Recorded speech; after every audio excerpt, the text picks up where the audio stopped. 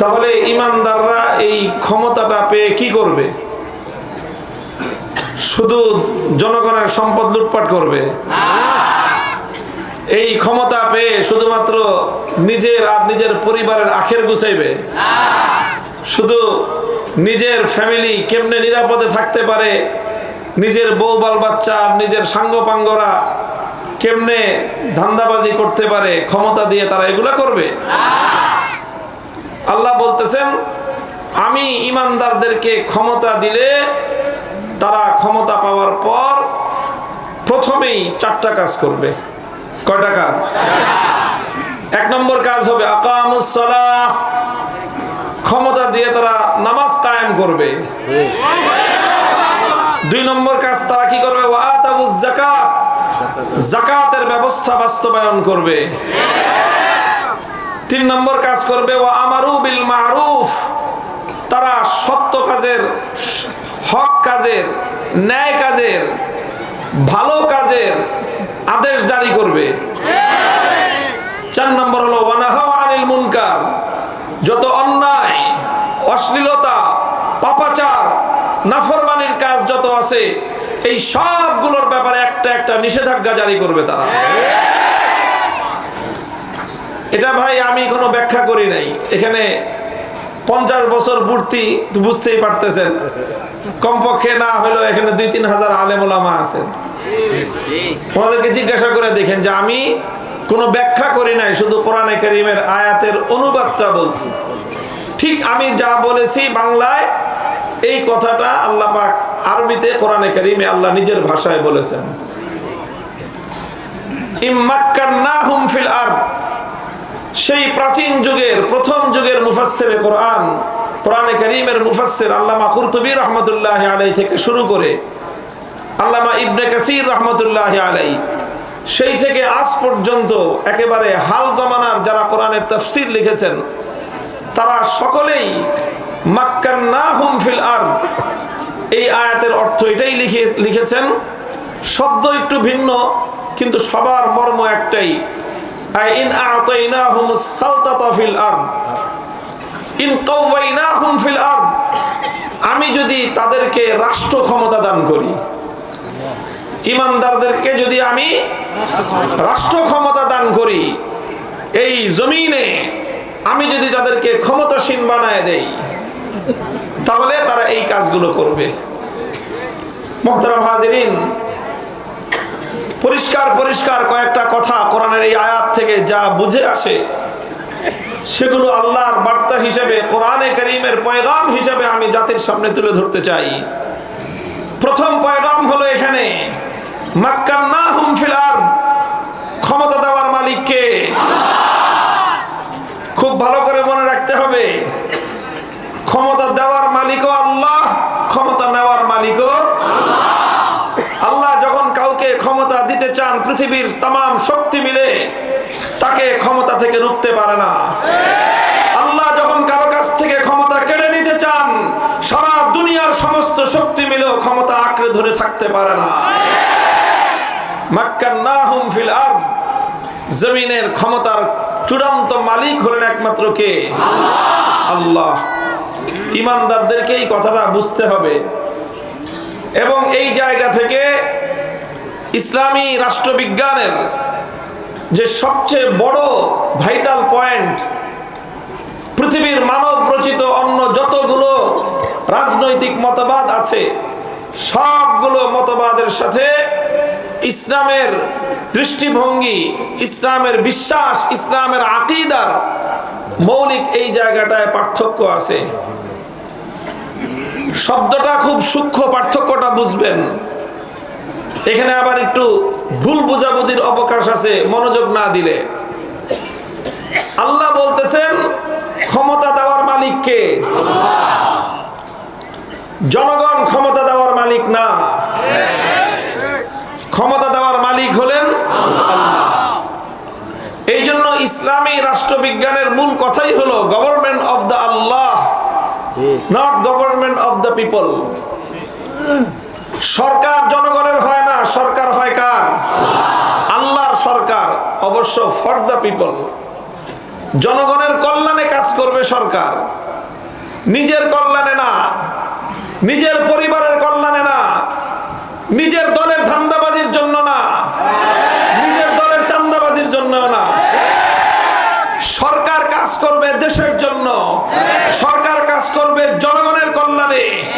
গোটা রাষ্ট্রের প্রতিটি নাগরিকের দায়িত্ব যে সরকার নিতে পারে, আল্লাহর পক্ষ থেকে একমাত্র সেই ক্ষমতার মস্তদে বসার অধিকার রাখে। কেউ যদি বলে মানুষের বেডরুমের নিরাপত্তা দেওয়ার দায়িত্ব আমাদের না, প্রথম দিনেই আল্লাহ বলবেন যে তুই আমার পক্ষ থেকে ক্ষমতা পরিচালনা করবার অধিকারও রাখিস না। আল্লাহ যাকে আল্লাহর ক্ষমতা প্রদান করেন, সে তো আল্লাহর পক্ষ থেকে ক্ষমতা প্রাপ্ত হয়ে তার কথার ভাষা কেমন হবে, তার দায়িত্বের অনুভূতি কেমন হবে, সে তো বলবে আল্লাহ লাউ আন্না বাগালাতান আসারাত আলা শাত্তিল ফুরাত লাখিফতু আন ইয়াসআলানি আল্লাহু আনহা লিমা লাম উসাফিলাহা তরিক। যে মনে করে যে আল্লাহ আমাকে ক্ষমতা দিয়েছেন, এই ক্ষমতার হিসাব আবার আমাকে আল্লাহর কাছে দিতে হবে, তার অনুভূতি হবে খোদার কসম, সুদূর ফোরাতের নদীর তীরে যদি একটি গাধা পথ চলতে গিয়ে, বোঝা বহন করে চলতে গিয়ে হঠাৎ করে হোঁচট খেয়ে পায়ে ব্যথা পায়, তাহলে রাষ্ট্রনায়ক ভয়ে ভীত সন্ত্রস্ত থাকবে। লাখিফতু আন ইয়াসআলানি আল্লাহু আনহা, আমার ভয় হয় যে আল্লাহ আমাকে জিজ্ঞাসা করবেন, খলিফা হয়েছো, রাষ্ট্রনায়ক হয়েছো, তোমার গণভবনের সামনে দিয়ে তো রাস্তা প্রতি মাস 6 মাস পর পর কার্পেটিং হয়, আর সেই গ্রামের একটা মেঠো পথ, যেই পথ দিয়ে গাধা হেঁটে যাবে, যেই পথ দিয়ে মহিষ তোমাদের মাল সামান বহন করে নিয়ে যাবে, যেই পথ দিয়ে গরু গাড়ি টেনে নিয়ে যাবে, সেখান দিয়ে তোমাদের মালামাল বহন করতে গিয়ে একটা অবলা প্রাণী, গরু মহিষ গাধা কেন হোঁচট খাইলো? তুমি কেন রাস্তাটা সমান করতে পারো নাই? রাষ্ট্রপ্রধান হয়েছো, গরু গাধা মহিষের রাস্তা সমান করতে পারো নাই, নিজের বাড়ির রাস্তাটা সমান করেছো। তোমার মতো অযোগ্য ব্যক্তির ইসলামের পক্ষ থেকে ক্ষমতাসীন হওয়ার কোনো অধিকার নাই। মুহতারাম হাজিরিন, এই জন্য এই কথাটা খুব ভালো করে মনে রাখবেন। ইসলামের সর্বমৌলিক দৃষ্টিভঙ্গি হলো রাজনীতি সম্পর্কে, রাষ্ট্র ক্ষমতা সম্পর্কে। রাষ্ট্র ক্ষমতার আসল মালিক কে? নিয়াবাতান আনিল্লাহ, আল্লাহর প্রতিনিধি হিসেবে আল্লাহ পাক সরকারকে ক্ষমতা দান করেন। সুতরাং সরকার হলো আল্লাহর ম্যানেজার। এক কথায় বলতে গেলে সরকার হলো কি? আল্লাহর ম্যানেজার। মালিক কে? চিৎকার করে বলেন, রাষ্ট্র ক্ষমতার মালিক কে? আল্লাহ হলেন রাষ্ট্র ক্ষমতার প্রকৃত মালিক, আর সরকার হলো ম্যানেজার। ম্যানেজার কিন্তু সব কাজ চালায়। কথা বলেন ঠিক কিনা? মিল, কল কারখানা, ফ্যাক্টরি, ব্যবসা বাণিজ্যের প্রতিষ্ঠান, আপনি যখনই যাবেন যে দেখবেন যে চেয়ারে বসা ম্যানেজার। আপনি টাকা দিচ্ছেন, টাকা নিচ্ছে ম্যানেজার। আপনাকে চেক দিচ্ছে ম্যানেজার। আপনি মাল কিনতেছেন, মাল বুঝে দিচ্ছে ম্যানেজার। আপনি তাকে জমা দিচ্ছেন, জমার স্লিপ বুঝে নিচ্ছে ম্যানেজার। ভাউচারে স্বাক্ষর করতেছে ম্যানেজার। সব কিছু ম্যানেজার করতেছে। সব কিছু ম্যানেজার করলেও এই ম্যানেজার কিন্তু নিজের ইচ্ছায় কোনো কিছু করার অধিকার রাখে না। দিন শেষে ম্যানেজারকে তার এই ব্যবসা প্রতিষ্ঠানের পাই পাই করে হিসাব মালিককে বুঝায় দিতে হয়। মালিকের নির্দেশনার বাইরে, মালিকের অর্ডারের বাইরে মালিক বলেছে অমুককে মাল দিবা না, মালিক বলেছে অমুককে বাকি দিবা না, মালিক বলেছে অমুকের সাথে কারবার চলবে না। ম্যানেজার যদি মাতব্বরি করে মালিকের অর্ডার সে যদি ভায়োলেট করে, মালিকের অর্ডার যদি সে উপেক্ষা করে, চাকরি থাকবে? মালিক কান ধরে বলবে যে তুমি ম্যানেজার হয়ে মালিকের মতো আচরণ করতে চাও, মালিকের মতো তুমি একটা প্রতিষ্ঠানে মালিক দুইজন হয় না, মালিক আমি, তুমি আমার ম্যানেজার। কোন ম্যানেজার যদি ব্যবসা প্রতিষ্ঠানে, যে কোনো প্রতিষ্ঠানে মালিকের অর্ডার উপেক্ষা করে কোন আদেশ বাস্তবায়ন করে, কোন কার্যক্রম পরিচালনা করে, সেই ম্যানেজার ওই প্রতিষ্ঠানে আর ম্যানেজার থাকার অধিকার রাখে না। ঠিক তদ্রূপ রাষ্ট্র ক্ষমতার প্রকৃত মালিক হলেন কে? আর সরকার হলো আল্লাহর পক্ষ থেকে ম্যানেজার। সুতরাং সরকার এমন ভাবে রাষ্ট্র পরিচালনা করবে যেমন ভাবে আল্লাহ আইন দিয়েছেন। এই জন্য চূড়ান্ত ভাবে ইসলাম বলে আইন প্রণয়ন করার সার্বভৌম ক্ষমতা একমাত্র কার? আল্লাহ আইন দিবেন, আল্লাহ রুলস করে দিবেন, আল্লাহ সিস্টেম দিয়ে দিবেন। সরকাররা আল্লাহর সিস্টেম অনুযায়ী আল্লাহর সিস্টেমকে ম্যানেজারের মতো করে জনগণের উপর বাস্তবায়ন করবে। কাজেই এই যে পশ্চিমা সভ্যতা, পশ্চিমা গণতন্ত্র, পশ্চিমা সমাজতন্ত্র, ইউরোপ, আমেরিকা, ইহুদি, খ্রিস্টানরা মুসলমানদেরকে আল্লাহ প্রদত্ত সেই রাজনৈতিক ব্যবস্থা থেকে তাদেরকে দূরে সরায় নিয়ে এখন তাদেরকে এমন এক কথা শিখিয়ে দিয়েছে, এমন এক কথা বুঝিয়ে দিয়েছে যেই কথা বিশ্বাস করলে মানুষের ঈমানই থাকে না। আল্লাহ পাক রব্বুল ইজ্জত আমাদের ঈমান এবং আমলকে হেফাজত করেন। আল্লাযীনা ইম্মাক্কান্নাহুম ফিল আরদি আকামুস সালাতা ওয়া আতাউয যাকাত। ক্ষমতা দেওয়ার একমাত্র মালিক কে? আল্লাহ বলতেছেন, আমি যদি আমার ঈমানদারদেরকে রাষ্ট্র ক্ষমতা প্রদান করি তাহলে তারা এই রাষ্ট্র ক্ষমতা পাওয়ার পর আমার নির্দেশ মোতাবেক সর্বপ্রথম 4টি কর্মসূচি তারা বাস্তবায়ন করবে। 1 নম্বর কর্মসূচি নামাজ কায়েম করবে, 2 নম্বর কর্মসূচি যাকাত বাস্তবায়ন করবে, 3 নম্বর কর্মসূচি হবে সৎ কাজের আদেশ জারি করবে, 4 নম্বর হলো তারা অন্যায় অসৎ কাজ নাফরমানির কাজের প্রতি নিষেধাজ্ঞা জারি করবে। কথাটা পরিষ্কার হলো? পরিষ্কার? মুহতারাম হাজিরিন, আমি এখান থেকে আরো 2টা আলোচনায় যাব। এই কথাগুলি মনে রাখতে হবে, একটার পরে একটা, সিঁড়ির পরে যেরকম একটার পর একটা সিঁড়ি আসে, তো ওই সিঁড়ির ধাপে ধাপে আমাকে আলোচনা সামনের দিকে যেতে হবে। পিছনের কথা কিন্তু আপনারা ভুলতে পারবেন না, তাহলে সামনের আলোচনা বুঝে আসবে না। একটু মনোযোগ দিয়ে কথা খেয়াল করবেন। এখানে প্রথম একটা প্রশ্ন আসতে পারে যে আল্লাহ পাক রাষ্ট্র ক্ষমতা দিয়ে এত গুরুত্বের সাথে নামাজ আর রোজার কথা নামাজ আর যাকাতের কথা কেন বললেন? আমরা তো মনে করি যে নামাজ আর যাকাত এটা তো হুজুরদের কাজ, এটা তো মসজিদ মাদ্রাসার কাজ। ক্ষমতায় যারা যাবে তারা গিয়ে তো ব্রিজ বানাবে, কালভার্ট বানাবে, রাস্তা বানাবে, মিল ফ্যাক্টরি বানাবে, এই করবে সেই করবে। নামাজ রোজা এটা আবার সরকারের কাজ হলো কেমনে? এটা হলো আমাদের সাধারণ মানুষের ধারণা। কথা বলেন ঠিক কিনা?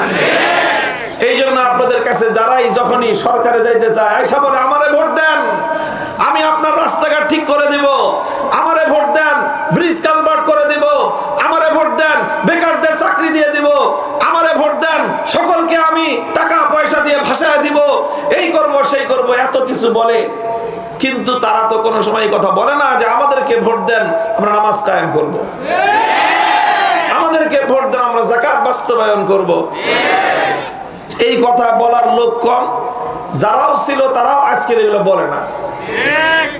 কেন বলে না? পাবলিক খায় না এগুলা। পাবলিক খায় কি? পাবলিক খায় হুজুর আমগো টাকা কি দিবেন সেটা কর, এই নামাজ যাকাত দিয়ে কি হবে আমাদের? ভাই, এই জন্য আমাদের নিজেদেরকে আগে, আমাদের নিজেদের যে বিশ্বাস, আমাদের নিজেদের যে স্বভাব, এটাকেও একটু পরিবর্তন করা দরকার। নামাজ এবং যাকাতের এতটা গুরুত্ব কেন? যে আল্লাহ পাক বললেন সরকার ক্ষমতায় এসে প্রথম কাজ হবে তার নামাজ ঠিক করা, তারপরের কাজ হবে তার যাকাত বাস্তবায়ন করা। এই 2টা কাজকে ইসলামী রাষ্ট্রবিজ্ঞানের মধ্যে, ইসলামী খেলাফত ব্যবস্থার মধ্যে এত গুরুত্বের সাথে আল্লাহ পাক রব্বুল আলামিন কেন উল্লেখ করলেন? মুহতারাম হাজিরিন, আমি আপনাদেরকে শুধু নামাজ, যাকাত আর এরপরে আমর বিল মারুফ আর নাহি আনিল মুনকার, এই 3টা বিষয় সম্পর্কে 3টা কথা বলি। দেখেন, ইসলাম বিশ্বাস করে যদি কোন সরকার, কোন জাতির মধ্যে নামাজ যদি ঠিক হয়ে যায়, আবার বলছি, কোন জাতির মধ্যে যদি নামাজ ঠিক হয়ে যায়, সেই জাতির দিন দুনিয়া অর্ধেকের চেয়ে বেশি এমনিতেই ঠিক হয়ে যাবে। বলবেন হুজুর কেমনে ঠিক হবে?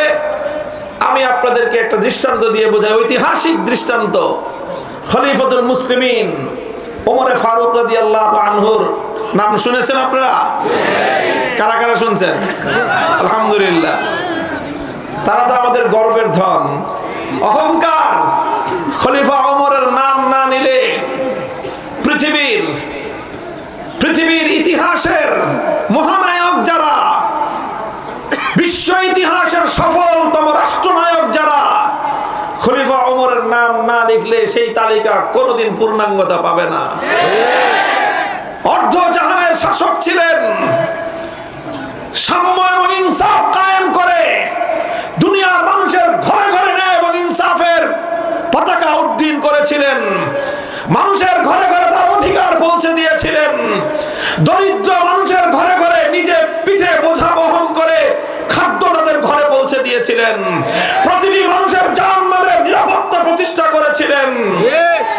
তিনি এমন পরিবেশ কায়েম করেছিলেন যে একজন সুন্দরী নারী, একজন সুন্দরী যুবতী রমণী মূল্যবান অলংকার আদি পরে মাইলের পর মাইল পথ হেঁটে যেত না। ইয়াখলা তাখাফু আহাদান ইল্লাল্লাহ, জমিনে এক আল্লাহ ছাড়া তার কাউকে ভয় করতে হতো না। এই যে এমন এক সোনার শাসন কায়েম করলেন, মানুষের শান্তি প্রতিষ্ঠা করলেন, কিসের মাধ্যমে করেছিলেন খলিফা ওমর? আমি খলিফা ওমর রাদিয়াল্লাহু আনহুর একটা ঐতিহাসিক উদ্ধৃতি আপনাদের কাছে উল্লেখ করে শোনাচ্ছি। বুখারী শরীফ সহ সমস্ত হাদিসের কিতাবগুলোর মধ্যে এই উদ্ধৃতিটি বর্ণিত আছে। খলিফা ওমর একবার তার রাষ্ট্রের সকল সরকারি কর্মকর্তাদের নামে একটা ফরমান জারি করলেন। রাষ্ট্রীয় ফরমান বুঝেন তো? সার্কুলার জারি করলেন। কি ছিল তার ভাষা? তিনি বললেন, দেখো, ইন্না আহাম্মা উমুরিকুম ইনদি আস-সালাহ ফামান হাফিজাহা ফাহুয়া লিমা সিওয়াহা আহফাজ ওয়া মান দাইয়াহা ফাহুয়া লিমা সিওয়াহা আদিয়া। খলিফা ওমর তার সকল গভর্নরদেরকে, রাষ্ট্রের বড় বড় আমলা কর্মকর্তাদেরকে লিখে পাঠালেন যে দেখো, তোমাদের সবচেয়ে গুরুত্বপূর্ণ দায়িত্ব আমার দৃষ্টিতে নামাজ। যেই গভর্নর, রাষ্ট্রের যেই কর্মকর্তা, সরকারের যেই প্রশাসক, সে নামাজকে যত্নের সাথে বাস্তবায়ন করবে, তার দ্বারা রাষ্ট্রের অন্য সকল দায়িত্ব এর চেয়ে আরো সুন্দরভাবে আঞ্জাম পাবে। যেই দায়িত্বশীল, যেই মন্ত্রী, যেই সচিব, যেই গভর্নর, যেই মেয়র তার ক্ষমতাসীন এলাকার মধ্যে সুন্দরভাবে নামাজ বাস্তবায়ন করবে, সেই দায়িত্বশীল তার ডিপার্টমেন্টের প্রত্যেকটা কাজ এর চেয়ে আরো সুন্দরভাবে আঞ্জাম দিতে পারবে। ওয়ামান দাইয়াহা ফাহুয়া লিমা সিওয়াহা আযিয়াউ। আর যেই দায়িত্বশীল, যেই মন্ত্রী, যেই সচিব, যেই রাষ্ট্রের কর্মকর্তা নামাজকে নষ্ট করবে, ফাহুয়া লিমা সিওয়াহা আযিয়াউ, ওর একটা ব্রিজ বানাইতে দিলে ও ওই ব্রিজের মধ্যে রডের বদলে বাঁশ দিবে। যেই কর্মকর্তা নামাজ ধ্বংস করবে, ওকে একটা রাস্তা বানাইতে দিলে আলকাতরার জায়গায় ও কেরোসিন তেল ঢালবে। রাষ্ট্রের যে জায়গায় ওকে দায়িত্ব দেওয়া হবে, প্রত্যেকটা জায়গাকে ও ধ্বংস করে ছাড়বে। জনগণ এবং দেশের কল্যাণ তার দ্বারা হবে না। মনে রাখবেন, যে ব্যক্তি তার খোদার সঙ্গে গাদ্দারি করতে পারে, সে কোনোদিন খোদার বান্দার সঙ্গে আমানতদারি রক্ষা করতে পারে না। এই একটা স্বাভাবিক কথা, আপনার বিবেককে জিজ্ঞাসা করেন তো, যেই বলা বাবার সাথে গাদ্দারি করে, ও বুঝি ভাইয়ের হক দিবে? বলেন তো আপনারা। আরে বাপের সাথে যে সন্তান গাদ্দারি করতে পারে, সেই সন্তান ভাইয়ের হক আদায় করতে পারে কোনোদিন? ভাইয়ের সাথে যে হক, ভাইকে যে হক দিবে, বোনকে যে হক দিবে, এলাকাবাসীকে যে হক দিবে, আত্মীয় স্বজনকে যে তাদের হক প্রাপ্য বুঝে দিবে, সে নিজের বাপ মাকে বুঝি না খাওয়ায় মারতে পারে? নিজের বাপ মায়ের আদেশ সে অমান্য করতে পারে? আরে ভাই, যে নিজের বাপ মায়ের আদেশ অমান্য করতে পারে, যার দ্বারা নিজের বাপ মা কষ্ট পায়, যে নিজের বাপ মায়ের হক আদায় করতে পারে না, তার দ্বারা এলাকার জনগণ তো দূরের কথা, তার আপন ভাইয়ের হকও তার দ্বারা আদায় হতে পারে না।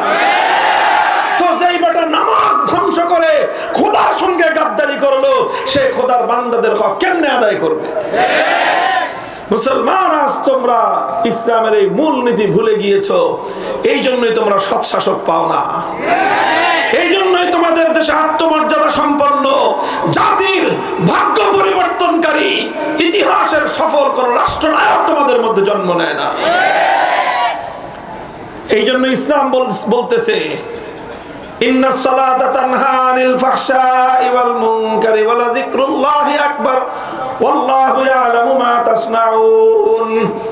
নামাজ এমন একটা বিধান, আল্লাহর কোরআন দায়িত্ব গ্রহণ করেছে, যেই ব্যক্তি, যেই পরিবার, যেই জাতি নামাজকে আঁকড়ে ধরবে, সেই জাতির মধ্যে আমার আল্লাহ ঘোষণা করেছেন তাদের মধ্যে অন্যায় এবং অশ্লীলতা স্থান পাবে না।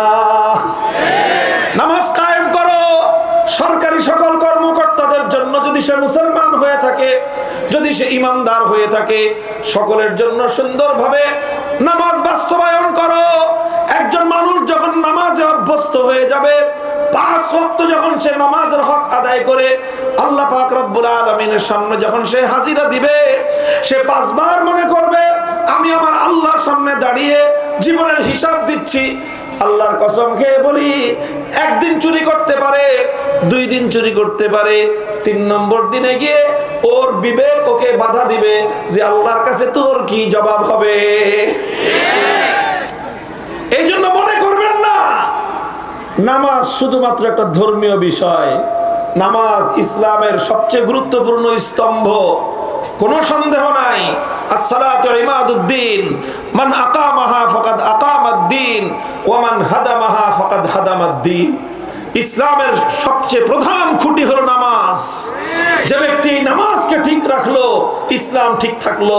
যেমন নাকি একটা ঘরের খুঁটি ঠিক থাকলে ঘর টিকে থাকে, বিল্ডিং এর পিলার ঠিক থাকলে বিল্ডিং টিকে থাকে। বিল্ডিং এর পিলার যদি ধসে যায়, সেই বিল্ডিং আর মানুষের আশ্রয়স্থল থাকে না, সেই বিল্ডিং মানুষের জন্য মরণ ফাঁদ হয়ে দাঁড়ায়। একটা বিল্ডিং এর জন্য পিলারের যেমন গুরুত্ব, মুসলমানদের জন্য নামাজের তেমন গুরুত্ব। যদি নামাজ বাস্তবায়ন করা হয়, তাহলে সমাজ আর এইভাবে দুর্নীতির কালো চাদরে আবৃত থাকবে না। নামাজ বাস্তবায়ন করলে মুসলিম জাতির উপর খোদার রহমত বর্ষিত হবে। আল্লাহ যখন কোন জাতির উপর রহম বর্ষণ করেন, খোদার কসম খেয়ে বলি, সারা কাফের দুনিয়া, সারা দুনিয়ার বেঈমানরা মিলেও সেই মুসলিম জাতির অগ্রগতি ঠেকায় রাখতে পারে না।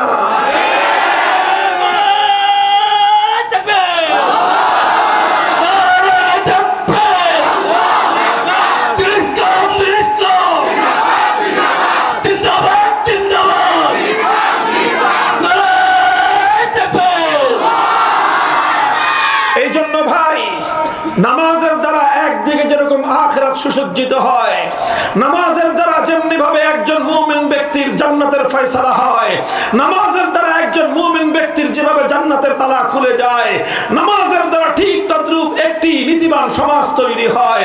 নামাজের দ্বারা যেরকম ইমানদারদের আখিরাত সুসজ্জিত হয়, এই নামাজের দ্বারাই মুসলমানদের ব্যক্তি, পরিবার, রাষ্ট্র জীবনের মধ্যে অভূতপূর্ব উন্নতি আসতে পারে। আমি রহস্য খুলে দিলাম। ওমর রাদিয়াল্লাহু আনহুর জীবনী পড়েন, বড় বড় তার জীবনের বড় বড় যেই কর্মকাণ্ড ছিল, তার জীবনে উল্লেখযোগ্য সাফল্য যেগুলো ছিল, তার মধ্যে এটা অন্যতম যে তিনি রাষ্ট্রের প্রত্যেকটি সরকারি কর্মকর্তার জন্য গভীরভাবে লক্ষ্য রাখতেন তার নামাজ কি অবস্থা। যেই কর্মকর্তা নামাজে ফাঁকি দেয়, উনি তাকে দায়িত্বে রাখতেন না। যে তুমি নামাজে ফাঁকি দাও মানে আল্লাহরে ফাঁকি দাও। যে আল্লাহকে ফাঁকি দেয়, বান্দাকে সে কোনোদিনও হক পুরোপুরি দিতে পারে না। যতই কন আপনি, হুজুর অনেক ভালো মানুষ খালি নামাজে ফাঁকি দেয়, হইতেই পারে না রে ভাই। কেমনে হবে? নামাজে ফাঁকি দেওয়া মানে কাকে ফাঁকি দেওয়া? তো বলেন, যে নাকি আল্লাহকে ফাঁকি দিতে ভয় পায় না, সে বুঝি জনগণের টাকা মারার সুযোগ পাইলে মারবে না? আল্লাহ পাক রব্বুল ইজ্জত আমাদেরকে বুঝার তৌফিক দান করেন। তো এই জন্য আল্লাহ বলতেছেন, আরে তুমি যদি তোমার দেশের উন্নতি করতে চাও, জাতির উন্নতি করতে চাও, রাষ্ট্রের উন্নতি করতে চাও, শুধু ব্যবসা বাণিজ্য দিয়ে রাষ্ট্রের উন্নতি হয় না, মিল ফ্যাক্টরি দিয়ে শুধু রাষ্ট্রের উন্নতি হয় না, রাস্তাঘাটের ব্রিজ কালভার্ট দিয়ে শুধু রাষ্ট্রের উন্নতি হয় না। যে কোনো জাতির উন্নতির জন্য সর্বপ্রথম সেই জাতির মানুষের উন্নতির প্রয়োজন। Man power is the fact, man power is the actual power.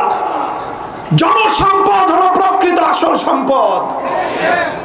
জনসম্পদ আসল সম্পদ, টাকার সম্পদ আসল সম্পদ নয়, সোনার সম্পদ আসল সম্পদ নয়, ডলারের সম্পদ আসল সম্পদ নয়।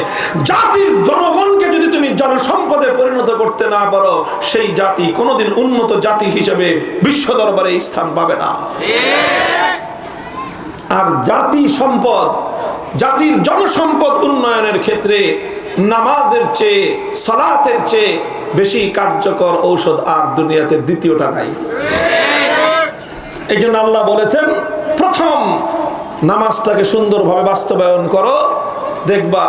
শুধু ভাই রাষ্ট্রের কথা বলতেছি না, শুধু রাষ্ট্রের কথা বলতেছি না, আপনি যে কোনো প্রতিষ্ঠান পরিচালনা করেন, গার্মেন্টস, মিল, ফ্যাক্টরি, ব্যবসা বাণিজ্য, যে কোনো আপনি আপনার ব্যবসা প্রতিষ্ঠানের মধ্যে সকল কর্মকর্তা কর্মচারীদের জন্য সুন্দরভাবে নামাজের ব্যবস্থা করেন। আপনার ফ্যাক্টরিতে যেন কোনো বেনামাজি না থাকে, প্রত্যেকটা মানুষের জন্য নামাজের ব্যবস্থা করেন। নামাজের টাইমে ফ্যাক্টরি বন্ধ রাখেন, বন্ধ রাখতে না পারলে শিফট করেন। 2 শিফটে হবে, 1 শিফট আগে নামাজ পড়বে, তারপরে তারা কাজে যোগদান করবে, এরপরে আবার আরেক শিফট নামাজে যাবে। এইভাবে আপনার ফ্যাক্টরিতে, আপনার মিল কলকারখানায়, আপনার ব্যবসা প্রতিষ্ঠানে শতভাগ এমপ্লয়ি যদি নামাজি হয়, খোদার কসম খেয়ে বলি, আপনার ব্যবসা প্রতিষ্ঠানে ইনশাআল্লাহ অন্য 10টা ব্যবসা প্রতিষ্ঠানের চেয়ে বরকতের দিক থেকে, নীতির দিক থেকে, দুর্নীতি মুক্ত হওয়ার দিক থেকে অগ্রসর হবেন। অ্যাপ্লাই করে দেখেন না আমার আল্লাহর বিধানটা। আমরা তো চিন্তা করি যে আমার কর্মচারী নামাজ পড়তে গেলে তো লস, নামাজ পড়তে গেলে টাইম যাবে, জোহরের সময় আধা ঘন্টা, আসরের সময় 20 মিনিট, মাগরিবের সময় 15 মিনিট। কাজে এই নামাজে যেই কর্মচারী নামাজ পড়ে, যেই কামলা নামাজ পড়ে, যেই ড্রাইভার নামাজ পড়ে, এদেরকে অনেকে চাকরি দিতে চায় না, মনে করে যে লস।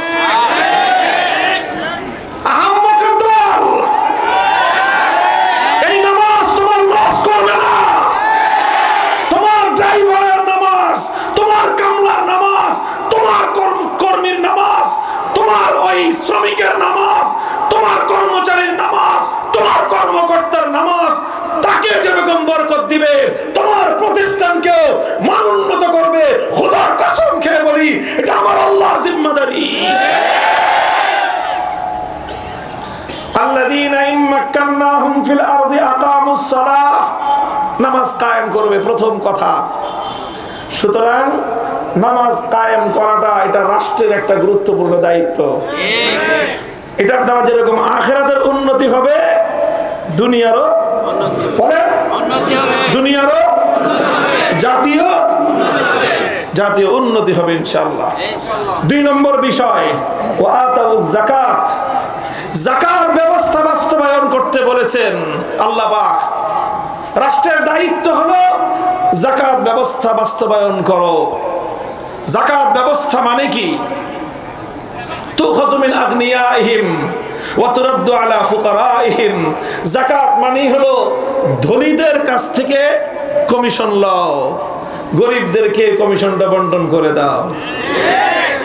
আমাকে কমিশন খায় কারা এখন বলেন? সব চোরেরা কমিশন খেয়ে রাষ্ট্রটাকে ফোকলা বানায় ফেলেছে।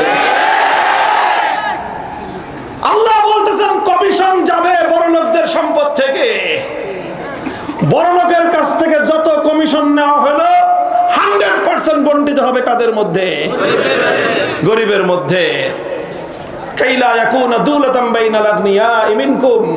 ইসলামী অর্থনীতির সবচেয়ে বড় মূলনীতি, যদি কেউ জানতে চান যে ইসলাম দুনিয়াতে যে অর্থ ব্যবস্থা বাস্তবায়ন করতে চায় তার সবচেয়ে বড় মূলনীতি কি, আমি বলতেছি সেই মূলনীতি আল্লাহর কোরআন থেকে।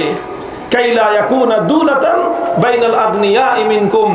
ইসলাম বলে এমন অর্থ ব্যবস্থা বাস্তবায়ন করবা যে দেশের সম্পদ যেন অল্প কিছু ধনী মানুষের কাছে গিয়ে কুক্ষিগত না হয়ে যায়।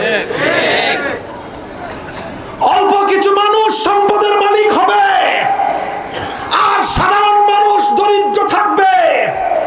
ওই অল্প মানুষের সঙ্গে সাধারণ মানুষের সম্পদের আকাশ পাতাল ব্যবধান থাকবে। ইসলাম এই বৈষম্যকে জমিনের মধ্যে গুড়িয়ে দেওয়ার জন্য এসেছে। হতেই পারে না একদল মানুষ পাহাড় গড়ে তুলবে, একদল মানুষ আকাশচুম্বী সম্পদের পাহাড় গড়বে, আর ব্যাপক জনগোষ্ঠী তারা সম্পদহীন থাকবে।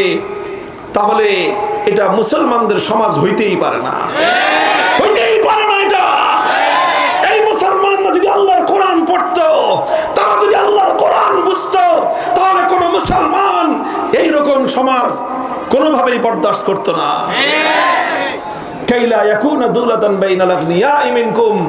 সম্পদ কোন একটা শ্রেণী বিন্যাসের বিশেষের কাছে, নির্দিষ্ট কিছু মানুষের কাছে সম্পদ কুক্ষিগত হতে পারবে না। বরং কি হবে?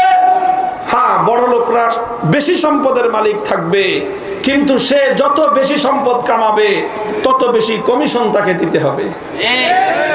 তত বেশি কমিশন কোথায় যাবে? গরিবের কাছে চলে যাবে। এই জন্য ইসলামী অর্থ ব্যবস্থায় যদি বাস্তবায়ন হয় সমাজ এবং রাষ্ট্রে, সেখানে ধনী এবং গরিবের মধ্যে আকাশ পাতাল সম্পদের পার্থক্য থাকবে না। হ্যাঁ, ধনী একটু বেশি খাবে, ধনী সম্পদের বেশি মালিক থাকবে, কিন্তু গরিবও না খেয়ে থাকবে না। আর এখন আমাদের সমাজে যে অর্থ ব্যবস্থা প্রচলিত আছে, এটাকে বলা হয় পুঁজিবাদী অর্থ ব্যবস্থা, ক্যাপিটালিজম।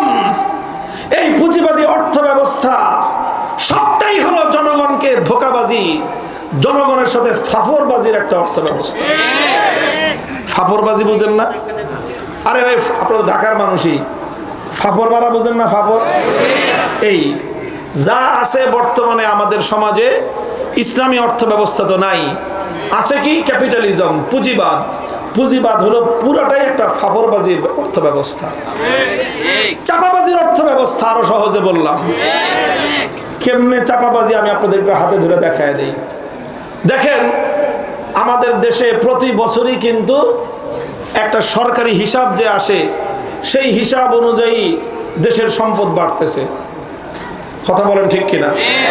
আপনি খুঁজে দেখেন, 2023-24 অর্থ বছরে দেশের জনগণের পার ক্যাপিটা ইনকাম, মাথা পিছু আয় যেটা ছিল 2024-25 অর্থ বছরে, সেটা আরো বেড়ে গেছে। 2024-25 অর্থ বছরে বাংলাদেশের মানুষের মাথা পিছু আয়, পার ক্যাপিটা ইনকাম, মানে গড় আয় কত জানেন আপনারা? শুনলে আসমান থেকে পড়বেন যে হুজুর আমরা এত টাকা কামাই। গড় আয় মানে সবার মাথা পিছু আয় হলো $2,820, $3,40,000 টাকা বাংলাদেশি টাকায়। কত টাকা? কত? আরে ভাই, গত বছর কামাইছেন মিয়া আপনারা প্রত্যেকে। আর ভাই, সরকারের হিসাব, সরকার হিসাব দিছে, আন্তর্জাতিকভাবে সারা দুনিয়াও মানছে যে হ্যাঁ, তোমাদের বাংলাদেশের জনগণের গড় আয়, মাথা পিছু আয় 2024-25 ফিসক্যাল ইয়ার, যেটা অর্থাৎ 2024-এর জুলাইয়ের 1 তারিখ থেকে 2025-এর জুনের 30 তারিখ পর্যন্ত, এটা আমাদের দেশের এক একটা অর্থ বছর। বর্তমান যেটা চলতেছে 2025-এর জুলাইয়ের 1 তারিখ থেকে 26-এর জুন পর্যন্ত, এটা পরের হিসাব, পরের মাসে আসবে। লেটেস্ট সর্বশেষ হিসাব আমি আপনাদেরকে শুনাইলাম, $2,820, মার্কিন ডলার, বাংলাদেশি টাকায় 3,40,000, কয়েক টাকা কম, 39,000 সামথিং, মানে 3,40,000। কারণ আবার ডলারের রেট আরো বাড়ছে, এই হিসাবে 3,40,000-এর উপরে, উপরিটা বাদ দেন। আপনারা সবাই কত টাকা করে কামান? 3,40,000 টাকা। এই হলো সরকারি হিসাব, বাংলাদেশের মানুষের গড় আয়। এখন গড় আয়ের হিসাবটা কি? গড় আয়ের হিসাবটা পুরোটাই ফাপড়বাজি। হিসাব হয় কি? জিডিপি, গ্রস ডোমেস্টিক প্রোডাকশন কি পরিমাণ, মোট আভ্যন্তরীণ প্রোডাকশন কি পরিমাণ, উৎপাদন কি পরিমাণ। দেখা যায় যে উৎপাদন বাড়তেছে মাশাআল্লাহ, আমরাও খুশি হয়ে যাই। দেশের উৎপাদন বাড়তেছে, পার ক্যাপিটা ইনকাম বাড়তেছে, গড় আয় বাড়তেছে, মাথাপিছু আয় বাড়তেছে, 3,40,000 টাকা করে আমরা কামাইতেছি। কিয়ের চিন্তা, খামুয়ার দাম আরামসে ঘুরমু। 3,40,000 টাকা করে যে মাসে কামায়, তাহলে আর কোনো কিছু থাকে? কাহিনী শুনেন, এটা হলো কি হিসাব? গড় হিসাব। কি হিসাব? গড় হিসাব।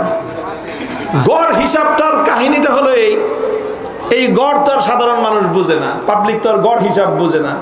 গড় হিসাব বুঝে যারা অনেক উচ্চশিক্ষিত, অনেক স্মার্ট, অনেক হ্যান্ডসাম, তারাই গড় হিসাব করে চলে। তো এক বেটা এরকম খুব জেন্টলম্যান, সে রাস্তা দিয়ে হাঁটতে হাঁটতে এক জায়গায় গিয়ে পৌঁছছে, সেখান দিয়ে তার একটা খাল পার হইতে হবে। এখন সামনে গিয়ে চিন্তা করতেছে খালটা পার হওয়া যাবে কিনা। এটা পাশে দেখে একটা চাষা ভুষা কৃষক মানুষ, আর জিজ্ঞেস যাই বেটা এই খাল পার হওয়া যাব? কয় না, খাল পার হওয়া যাবে না, খালের মাঝখানে আপনার ঠাই হবে না। কেন ঠাই হবে না? খালের মাঝখানে কয় হাত পানি? কয় 4 হাতের বেশি পানি আছে। আর আপনার হাইট হলো 3.5 হাত, তো 3.5 হাত মানুষ 4 হাত পানি দিয়ে পার হয় কেমনে? কয় খারাপ, তুই হিসাবের এত সিস্টেম জানোস না, আমি এটার সিস্টেম বের করতেছি। কি হিসাব বাইর করবেন? কয় মাপ, মাঝখানে কয় হাত? কয় 4 হাত। ওই পারে মাপ কয় হাত? কয় 1 হাত। এই পারে মাপ কয় হাত? কয় 1 হাত। কয় এবার 3 জায়গার থেকে স্যাম্পল নিছোস, 1 হাত, 4 হাত, 4 হাত, এবার যোগ দে, কত হয়? কয় হয়? 6। 4 + 1 + 1 কত হলো? কয়বার কয় জায়গা থেকে স্যাম্পল নিছোস? কয় 3 জায়গার থেকে, এবার 3 দিয়ে ভাগ দে। তো বলেন 6 কে 3 দিয়ে ভাগ দিলে গড় পানি কত? এই খালের মধ্যে গড় পানি আছে 2 হাত। এখন ঠ্যাঙের নিচ থেকে 2 হাত পাইপা দেখা যায় হাঁটু পর্যন্ত 2 হাত হয়। কয় 2 হাত পানি, গড় পানি আছে, এই খাল পার হবাটা কোনো ব্যাপার নাকি? তুই হিসাব বুঝিস না। আপনারা কন, এখন এই কৃষক তো হিসাব বুঝে না, পরে হিসাব বুঝে দিল খালের মধ্যে গড় পানি আছে কতটুকু? এই খালের মধ্যে গড় পানি আছে 2 হাত। এখন এই জেন্টলম্যান 2 হাত গড় পানি দিয়ে পার হইতে গেছে। আপনারা কি মনে করেন যে সে খুব ভালোভাবে গড় পানি 2 হাত আছে হিসাব করে পার হইতে পারবে? মাঝখানে গেলে চুপনি খাওয়া ছাড়া কোনো উপায় নাই। এই জনগণকে পার ক্যাপিটা ইনকামের হিসাব দেখায়, মাথা পিছু আয়ের হিসাব দেখায়, 3,40,000 টাকা আয়ের হিসাব দেখায় গোটা দেশের জনগণকে বোকা বানানোর ভাওতাবাজির পুঁজিবাদী অর্থ ব্যবস্থা ভেঙে গুড়িয়ে দিতে হবে।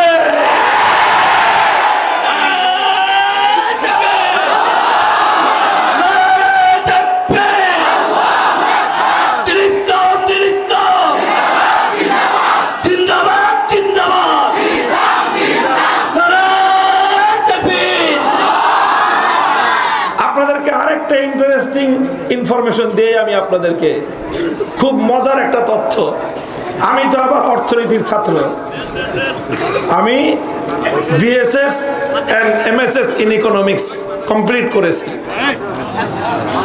তো এই হিসাবে এদের এই ফাপড়বাজি আমাদের কিছু জানা আছে। আশ্চর্য ভয়ঙ্কর একটা তথ্য কি জানেন?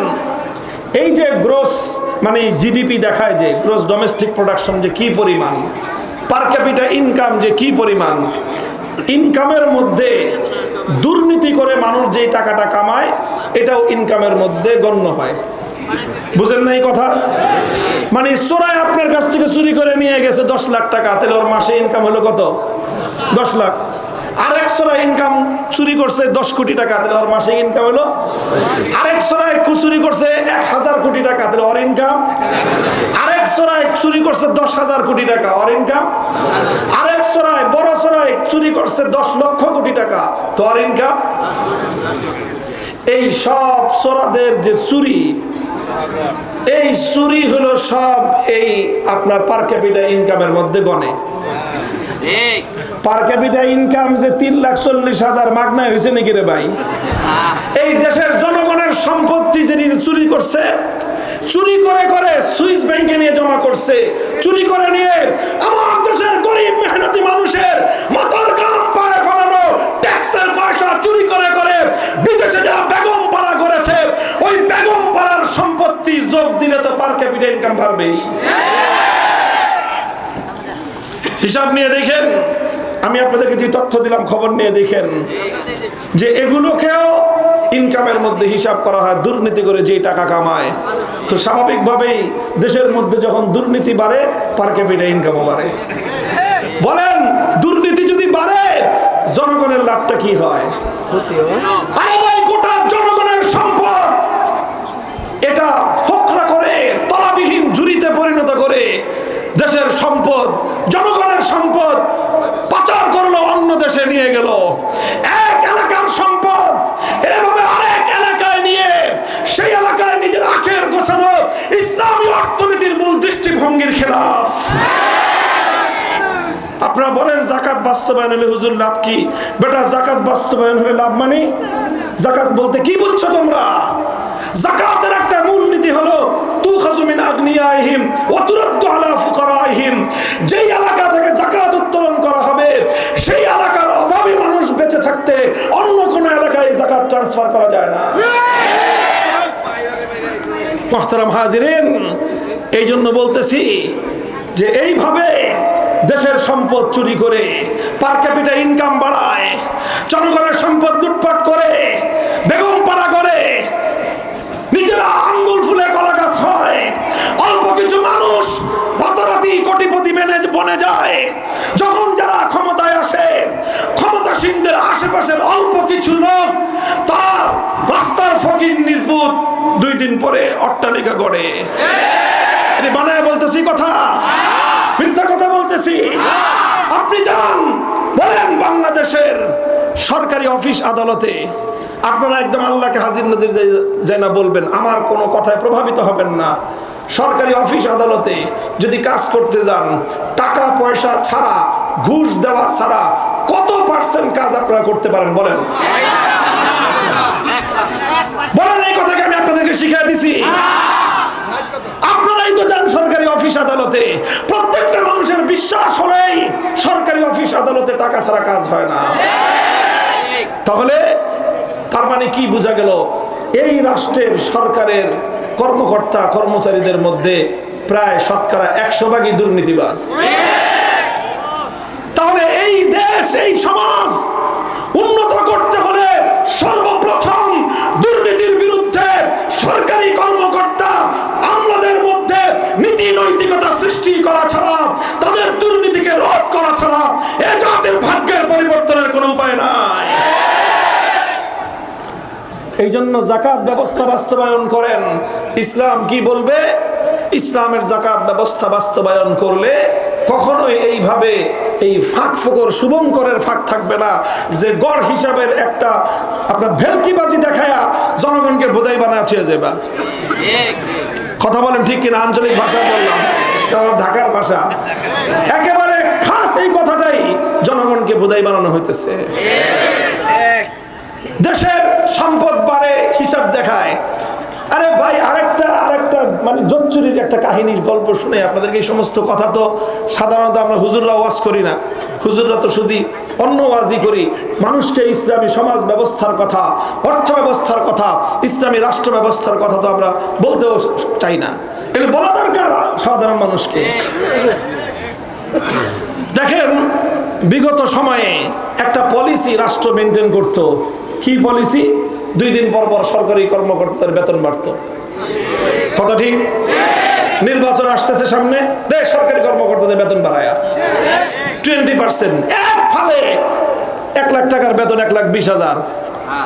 আরে কোনো কাম নাই, কাজ নাই, হঠাৎ করে এত সম্পদ বাড়ায় দিলাম, এত বেতন বাড়ায় দিল, তো দিবে কোত্থেকে সরকার?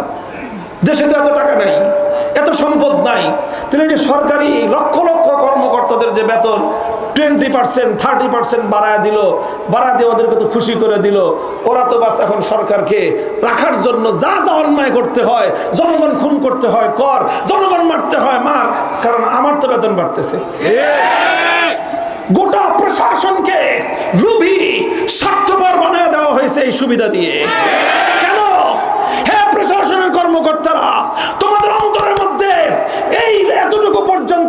তৈরি হয় নাই যে এই যে আমাকে যে বাড়তি সুবিধাটা দিচ্ছে, খামাখা দিচ্ছে, আমার কাছে অনৈতিক সুবিধা দিচ্ছে, আমার কাছ থেকে অনৈতিক সুবিধা নেওয়ার জন্য।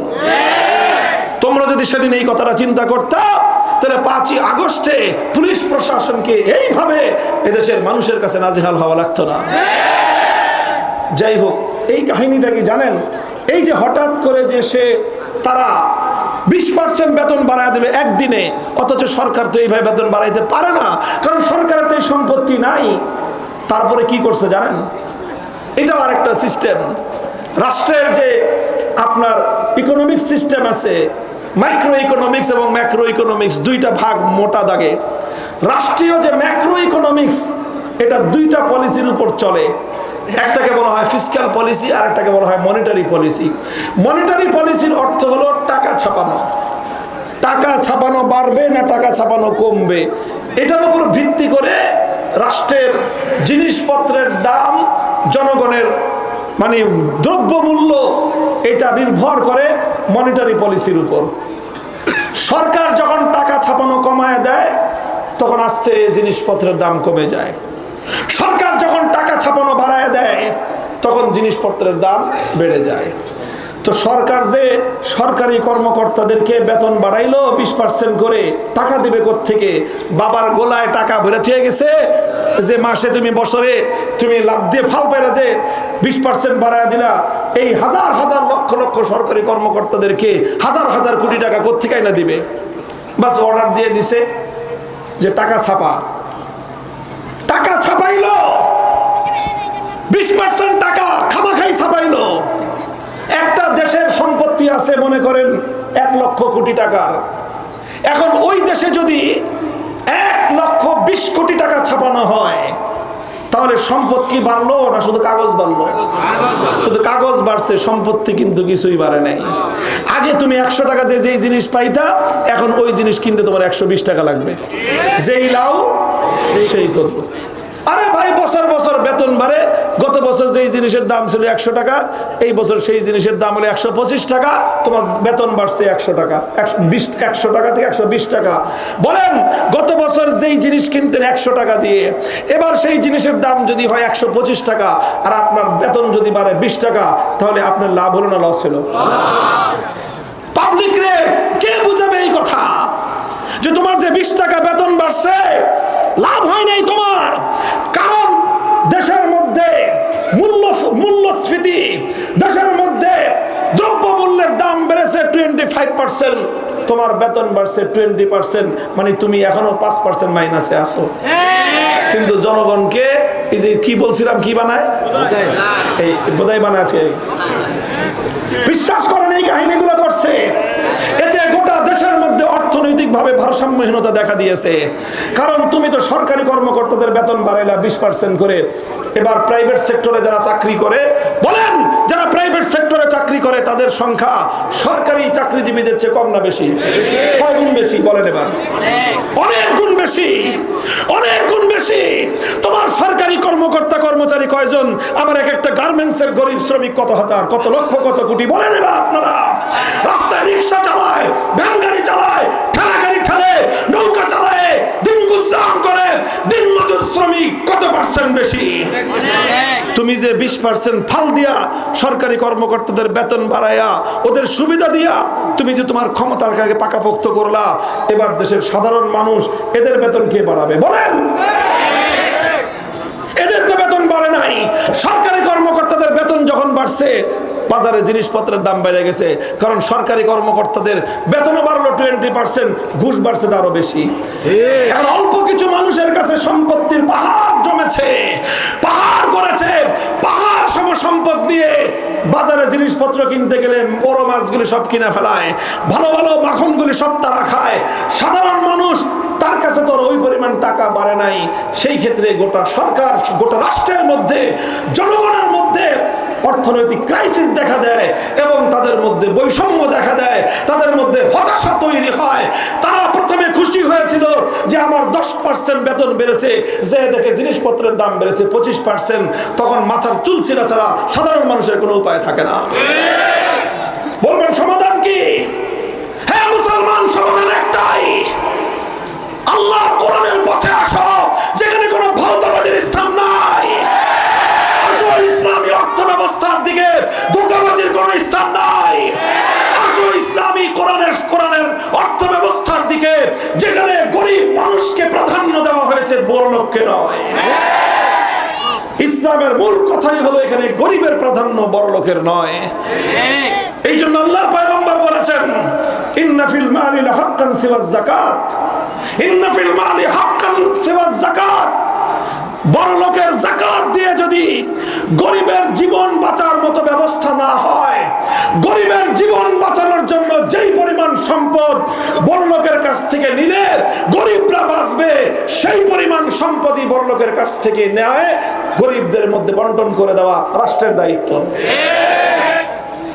বলেন, যদি এই সিস্টেম, আল্লাহর নবীর আদর্শ যদি একটা সমাজে বাস্তবায়িত হয়, সেই সমাজে কারো বাড়িতে 3টা প্রাণও থাকবে, আর কেউ 10 জন 20 জন নিয়ে একটা পরিবার, মা অসুস্থ, মা দুকে দুকে মারা যায়, সন্তান চেয়ে চেয়ে দেখে, মাকে হাসপাতালে নিয়ে ন্যূনতম চিকিৎসাটুকু দেওয়ার সামর্থ্য তার নাই, বুক চাপড়ায় বাবার সামনে, পিতার সামনে, দিনমজুর পিতার সামনে কলিজার টুকরা সন্তান তরপায় তরপায় মারা যেতেছে, ওর মুখে ওষুধটুকু কিনে দেওয়ার মতো সামর্থ্য তার নাই।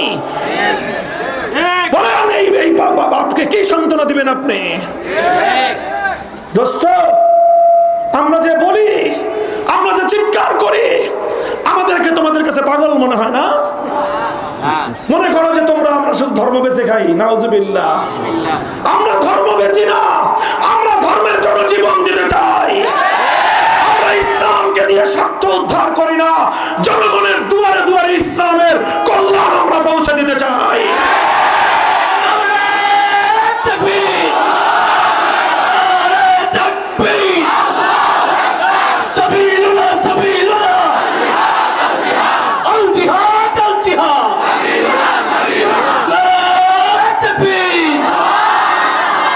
ভাই, আমি যেখান থেকে কথা শুরু করেছিলাম আবার ওখানে ফিরে আসি। আল্লাহ যদি ঈমানদারদেরকে রাষ্ট্র ক্ষমতা দান করেন, প্রথম কাজ হবে তাদের আকামুস সালাত, নামাজ কায়েম করবে। নামাজ কায়েম করার মধ্য দিয়ে গোটা রাষ্ট্রযন্ত্রকে দুর্নীতি মুক্ত করবে। আমি চ্যালেঞ্জ করে বলতে পারি, আমার বাংলাদেশে প্রতি বছর চোরাদের দুর্নীতি কমিশন, কি বললাম, দুর্নীতি কমিশনে যারা বসে থাকে, খবর নিয়ে দেখেন তারা কত বড় দুর্নীতিবাজ। তাদের রিপোর্ট অনুযায়ী প্রতি বছর হাজার হাজার কোটি টাকা দুর্নীতি হয় বাংলাদেশ থেকে। এই দুর্নীতিটা যদি বন্ধ করা যাইত, 1 বছরের দুর্নীতি, যেটা দুর্নীতি দমন কমিশনের চুরি মার্কার রিপোর্ট দ্বারা প্রমাণিত, অরিজিনাল রিপোর্ট তো আল্লাহই ভালো জানেন, এই রিপোর্টের দুর্নীতির টাকা দিয়ে প্রতি বছর কয়েকটা পদ্মা সেতু নির্মাণ করা যায়। আপনি বলেন, এই দেশে আপনারা উন্নয়নের গল্প শোনান, উন্নয়নের গান শোনান, জনগণকে বোধাই বানান। আপনারা এই রাষ্ট্রের মধ্যে যদি নামাজ কায়েম করা হয়, যাকাত ভিত্তিক ইসলাম প্রদত্ত সাম্যের অর্থ ব্যবস্থা যদি কায়েম করা হয়, ধনী আর দরিদ্রের বৈষম্য এই সমাজে আর থাকবে না। জুলাই বিপ্লবটা ছিল, এই বিপ্লবের নাম কি বলেন তো? বৈষম্যহীন বাংলাদেশ গড়বার বিপ্লব। বলেন কথা ঠিক না বেঠিক?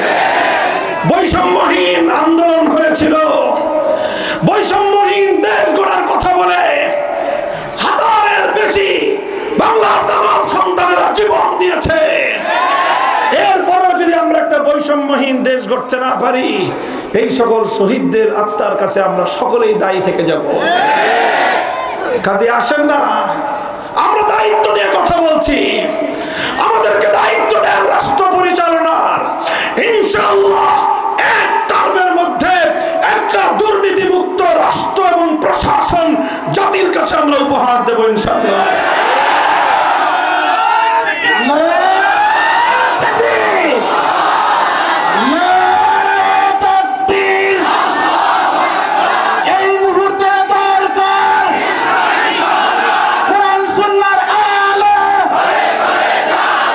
সংসদে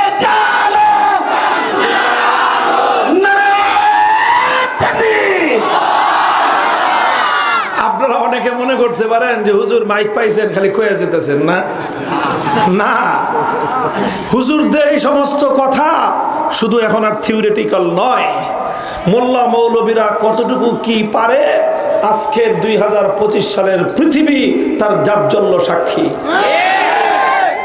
আমি আপনাদেরকে একটা গল্প শোনাই, নিজের প্রত্যক্ষ দেখা গল্প, কাহিনী শোনা কাহিনী না, নিজের চোখে দেখা গল্প শোনাই আমি আপনাদেরকে।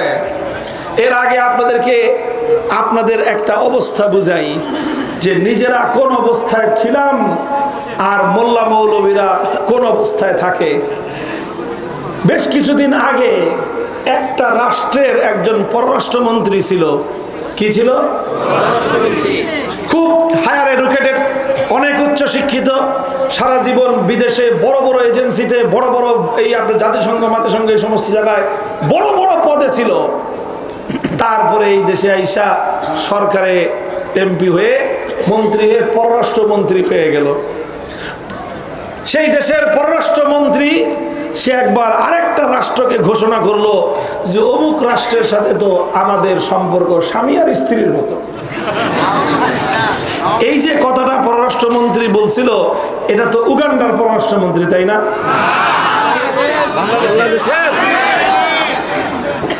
আচ্ছা, জিজ্ঞাসা করছে ভাই কিল্লিগা তারে আপনি স্বামী বললেন, সে আপনাদের স্বামী কেমনে হলো? কয় স্বামী হলে এরকম স্ত্রীরা যেরকম স্বামীরে ফ্রি সার্ভিস দিয়ে যায়, আমরাও এরকম তাদেরকে শুধু ফ্রি সার্ভিস দিয়ে যেতেছি। আচ্ছা, কেন এই সার্ভিস দিচ্ছেন? ও সব বলছে, পত্রিকা খুলে দেখেন 3-4 বছর আগের সব কথা সে বলছে এই জন্য সেই ভারত রাষ্ট্রের এই সরকারকেই বারবার ক্ষমতায় আনা উচিত, কারণ এই সরকারের মতো ভারতকে এইরকম ভাবে বিনামূল্যে সার্ভিস আর কেউ দিবেন। বলে না এই কথাগুলো? দেখেন, একটা মানুষের মধ্যে লাজ লজ্জা কি পরিমাণ হারাইলে, আত্মমর্যাদা বোধ কতটুকু লোপ পাইলে, নিজের দেশ সম্পর্কে, যেই দেশ তাকে মন্ত্রী বানাইছে, সাধারণ মন্ত্রী না পররাষ্ট্রমন্ত্রী, সেই দেশ এবং সেই জাতি সম্পর্কে আরেকটা দেশের ব্যাপারে গণমাধ্যমে সারা দুনিয়ার মিডিয়ার সামনে সে বলে আমরা এই রাষ্ট্র থেকে ওই রাষ্ট্রকে যা দিছি সারা জীবন ভুলতে পারবে না। এই জন্য বারবার আমাদেরকে এই ক্ষমতায় আনা উচিত। বলে না এগুলা? বলেন, যদি চুরিও করে থাকে কোন চোরাও তো এইভাবে কয় না, মাগনা পাইতে দিছ, এরপরে এইভাবে লাজ লজ্জা ছাড়া মানে আত্মমর্যাদা বলতে কিছুই ছিল না, আত্মসম্মান বলতে কিছুই ছিল না। তোমাকে নিয়ে আরেক দেশে তিলক পরায় দেয়, তুমি বেটি যেই কপাল খোদার দরবারে সেজদায় ঠুকো, তোমার সেই কপালে তুমি তো নিজেকে মুসলমান বলে পরিচয় দাও, তোমার কপালের মধ্যে আরেকটা ধর্মের প্রতীক তিলক পরায় যখন তোমাকে তিলক পরায় মুখ্যমন্ত্রীর পরিচয় দিল, তখন তো তোমার আত্মমর্যাদা থাকলে একটু বিবেকে বাধ্য যে আমি 18 কোটি মানুষের প্রধানমন্ত্রী, আমি তো তোমার একটা রাজ্যের মুখ্যমন্ত্রী না, তুমি তো আমাকে কপালে তিলক পরাতে পারো না, আমি তো নিজেকে মুসলমান বলে দাবি করি। এই কথাটুকু বলবার মতো আত্মমর্যাদাও ছিল না। এই তো হলো এত হায়ার এডুকেটেড, জাতিসংঘ মাতিসংঘ সারা বিশ্ব দরবারে চাকরি মাকরি করে এসে এই হলো তাদের সম্মান, আর এই হলো জাতির সম্মান। বলেন, আপনার মন্ত্রী যদি বলে যে আমরা স্ত্রীর মতো আর ওরা স্বামীর মতো, এই দেশের মর্যাদা কোথায় গিয়ে থাকে? বলেন। এবার আরেকটা দেশের পররাষ্ট্রমন্ত্রীর কথা শোনাই, সে এত হায়ার এডুকেটেড না, আপনাদের দৃষ্টিতে এসে তার ডবল ডক্টরেট নাই, সে জাতিসংঘে চাকরি করে নাই, সে দুনিয়ার তোমাদের জেনারেল এত উচ্চ শিক্ষার কোনো ডিগ্রি নেয় নাই, তার ডিগ্রি আছে শুধু 2টা। কয়টা? নামের শুরুতে মোল্লা, শেষে আছে মুত্তাকি। বলেন, মুত্তাকি মানে বুঝেন কি? আরে ভাই বলেন না কেন? মুত্তাকি কাকে বলে আমাদের দেশে? পরহেজগার, মানে খালি মোল্লা না, এটা পরহেজগার মোল্লা, মানে ডবল মোল্লা। পুরো নাম হলো মোল্লা মোহাম্মদ আমির খান মুত্তাকি। সেও একটা রাষ্ট্রের পররাষ্ট্রমন্ত্রী, আর ওই পররাষ্ট্রমন্ত্রী গেল সেপ্টেম্বর মাসে এই এখনো 2 মাস পুরো হয় না, এই সেপ্টেম্বর মাসে না এই অক্টোবর মাসে, অক্টোবর নভেম্বর ডিসেম্বর এখনো শুরু হয়েছে মাত্র, এই অক্টোবর মাসে ওই মোল্লা ওই দেশে গেছে যেই দেশে তোমার এই শুটেড বুটেড পররাষ্ট্রমন্ত্রী বলতো আমার স্বামী। ওই মোল্লা যখন তাদের দেশে গেছে, তাদের দেশের পররাষ্ট্রমন্ত্রী তার সামনে একটা পিজা বিলের মতো মনে হয়। দেখছেন আপনারা পাগড়িটা পরে মোল্লা যে খাড়া রয়েছে মনে হয় একদম পুরো রয়্যাল বেঙ্গল টাইগার, আর পাশে একটা হোগনা বিলাই, মনে হয় না এরকম? স্যালুট দেয়, স্যালুট, হুজুররা স্যালুট দেয়, লাইন ধরে দাঁড়ায় থাকে যে মোল্লা ভাই সালাম সালাম আদাব করে না এগুলা। আমি অন্য কিছু বুঝাইতে চাই নাই, আমি আপনাদেরকে একটা জিনিস বলতে চাই, এই যে একটা পররাষ্ট্রমন্ত্রী আর এটাও একটা পররাষ্ট্রমন্ত্রী, যেই পররাষ্ট্রমন্ত্রী ভিক্ষা চায় যে দয়া করে ক্ষমা করে আমাদের ভুল ত্রুটি হয়ে থাকলে মাফ করে দিয়ে আরেকবার একটু আমাদের উপর করুণা করো, এটাও একটা পররাষ্ট্রমন্ত্রী।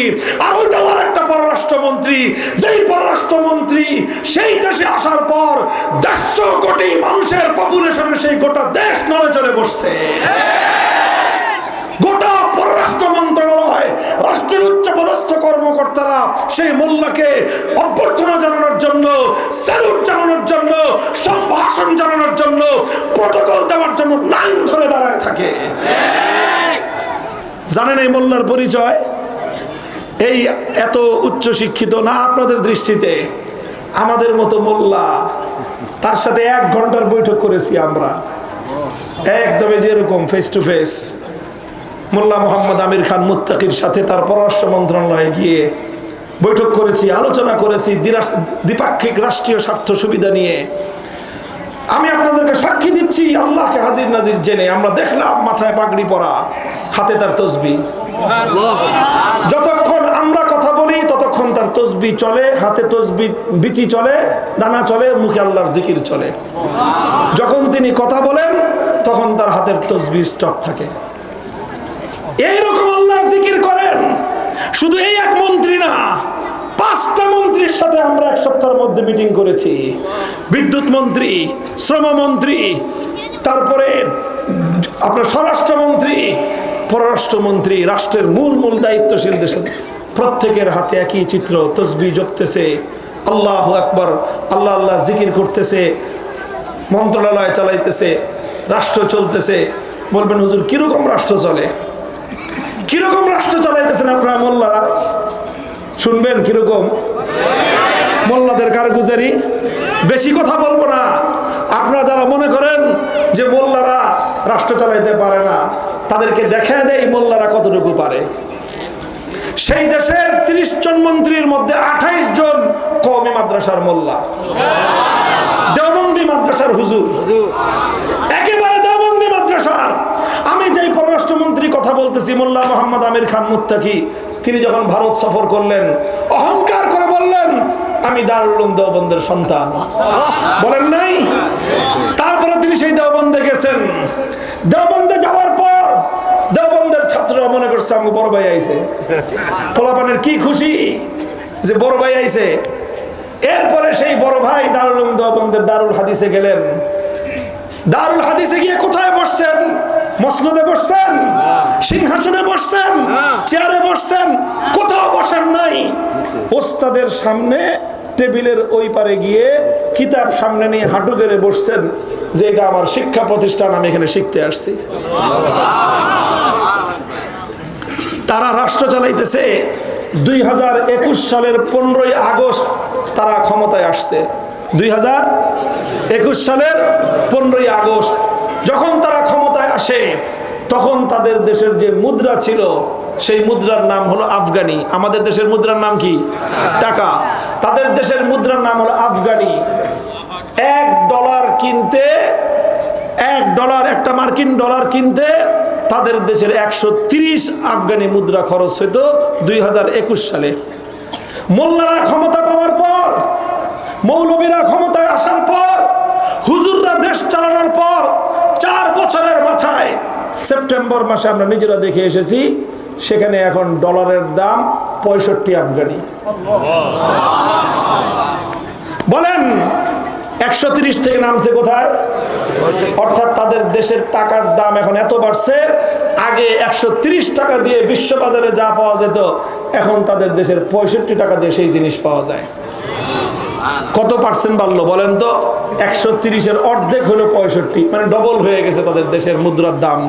আর আমাদের দেশের এখন তো আর বলতে পারবেন না যে এই দেশের এখন দুর্নীতিবাজ আছে, এখন তো হলো সারা পৃথিবীর আন্তর্জাতিক মানের অর্থনীতিবিদ।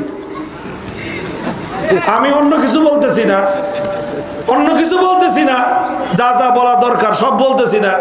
এখন তো আন্তর্জাতিক মানের অর্থনীতিবিদ আমাদের রাষ্ট্রে আছে, তাই না? আমাদের দেশের 2021 সালের $1 পাওয়া যেত বাংলাদেশি টাকার 100 টাকা, কম বেশি। আর 2000 এখন যে দেখেন $1 বাংলাদেশি টাকা 122 টাকা, 23 টাকা, 125 টাকার মতো। তাহলে বলেন 4 বছরে আপনার দেশের টাকার দাম কমলো 25 টাকা, ওদের দেশের টাকার দাম বাড়লো 65 টাকা। তো বলেন এটা তো হুজুররাই করছে, মোল্লারা করেছে। 30 জন মন্ত্রীর মধ্যে 28 জনই মোল্লা, কওমি মাদ্রাসার আলেম। আমরা গেছি এক প্রদেশের 33টা প্রদেশ। আমাদের বাংলাদেশ হলো আপনার কত, এই 80,000 কিলোমিটার না, কত কিলোমিটার, 76,000-এর মতো মনে হয়, 76 বা 78 এরকম কাছে। সেই দেশটা হলো 6.5 লক্ষ বর্গ কিলোমিটার।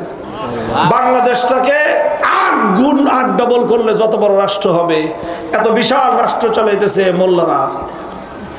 মোল্লারা চালাচ্ছে 33টা প্রদেশ। এক প্রদেশের গভর্নরের সাথে দেখা করতে গেলাম, কই আছে? সবক পড়াইতেছে, হেদায়েত জিলদে সানি পড়াইতেছে। আপনি একটু বসেন, আপ্যায়ন করলো, গভর্নর সাহেব সবক পড়াইছে আমলের কথা। এখনো মাদ্রাসা মোল্লাগিরি ছাড়ে নাই। জিজ্ঞেস করলাম যে ভাই, রাষ্ট্র চালাইবেন না মোল্লাগিরি করবেন? কে আমাদের আমিরুল মুমিনিনের নির্দেশ যে যেই সমস্ত হুজুররা আগেও সবক পড়াইতো, মন্ত্রী মিনিস্টার হওয়ার পরে মাদ্রাসায় সবক পড়ানো বন্ধ করলে চাকরি থাকবে না। ভাই একেবারে খালেস মোল্লা, পিওর মোল্লা, অন্য কিছু নাই, ভেজাল নাই কোনো। এই নির্ভেজাল মোল্লাদের হাতে একটা বারের জন্য রাষ্ট্রকে দিয়ে দেখেন। 1 বছরের মাথায় আমার দেশের মুদ্রার মান, 5 বছরের মাথায় আমার দেশের মুদ্রার মান 50 টাকায় ডলার দিয়ে দেবো ইনশাল্লাহ।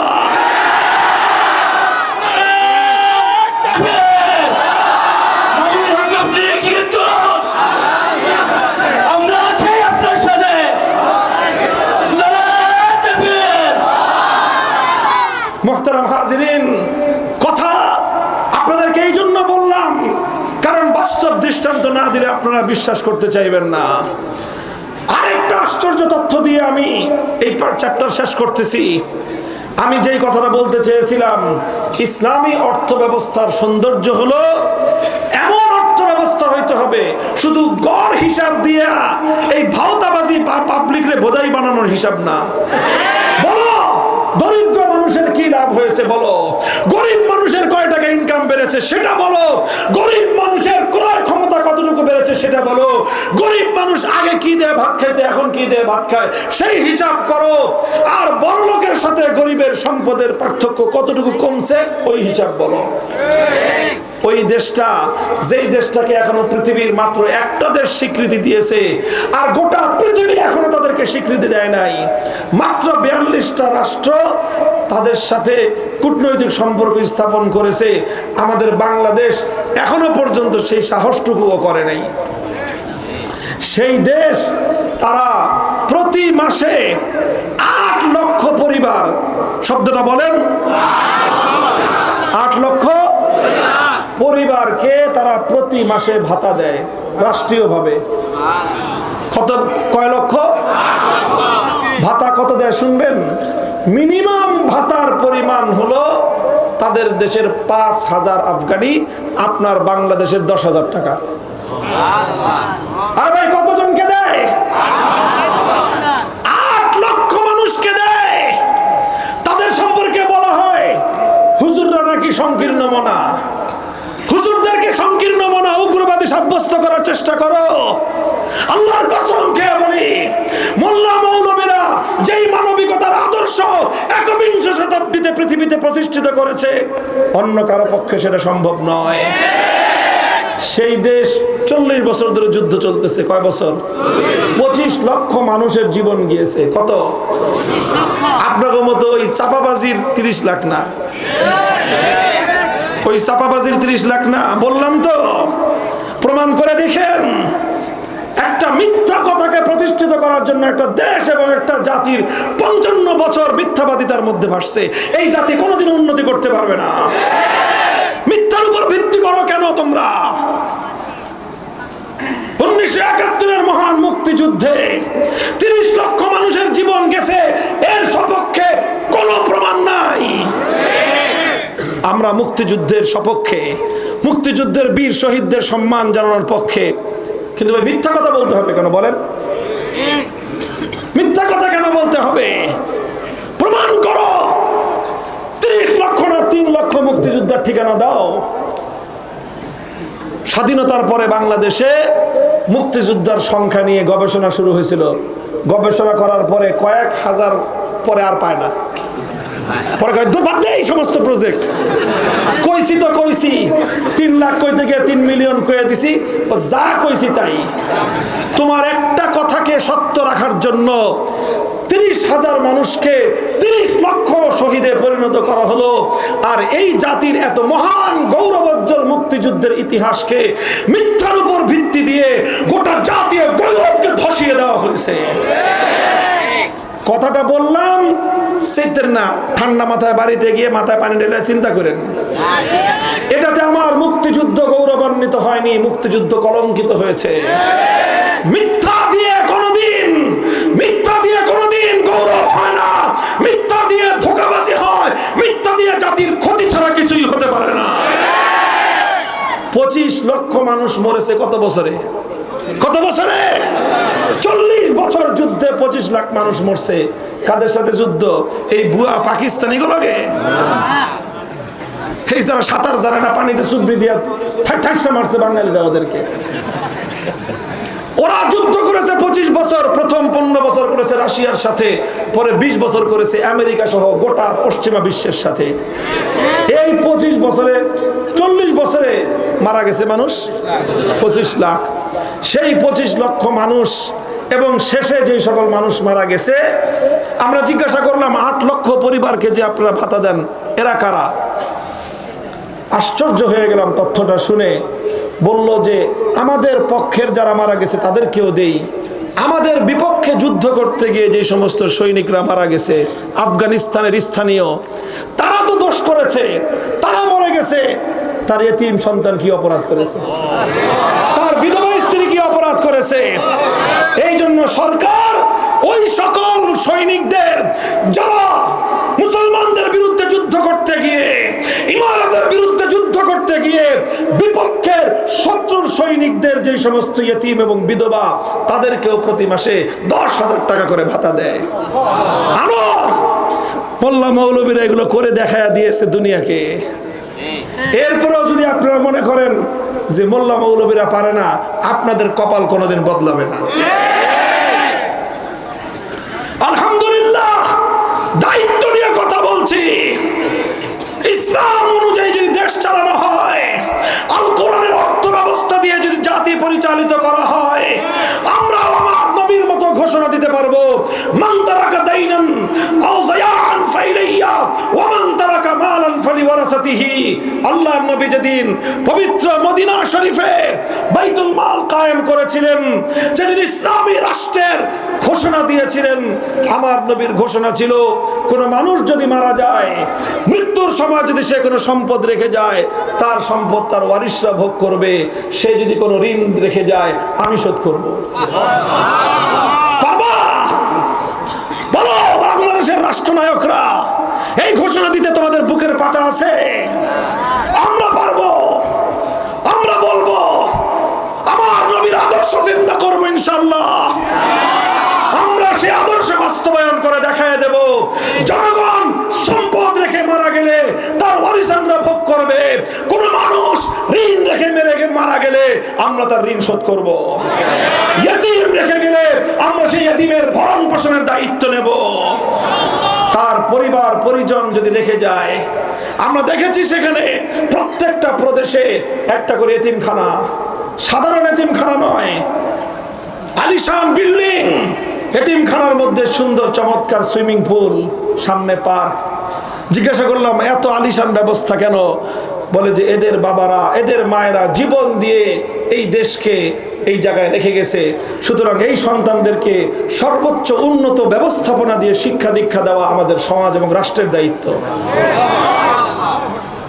মুহতারাম হাজিরিন, কথা আরেক দিকে যাওয়ার ছিল, যেই দিকে গেছে এদিকেই আমি কথা সমাপ্ত করব। আপনাদেরকে আমি একটা কথাই বলতে চাই, ওই দেশ এইভাবে কেমনে করতে পারছে, আখেরি রহস্যটা বলে দিয়ে যাই।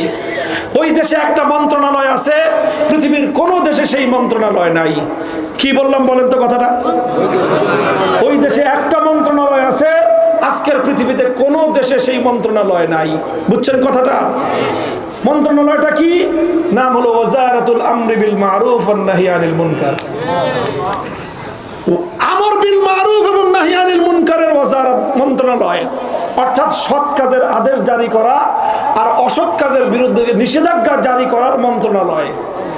এই মন্ত্রণালয়ের দুইজন মন্ত্রী, একজন ফুল মন্ত্রী আর একজন ডেপুটি মিনিস্টার।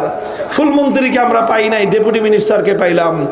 রাষ্ট্রের মধ্যে দ্বিতীয় বড় বুজুর্গ, সবচেয়ে বড় বুজুর্গ মনে করা হয় আমিরুল মুমিনিনকে, আর দ্বিতীয় বড় বুজুর্গ মনে করা হয় সেই রাষ্ট্রের এই আমর বিল মারুফ এবং নাহি আনিল মুনকার মন্ত্রীকে। এত বড় বুজুর্গ, আল্লাহু আকবার।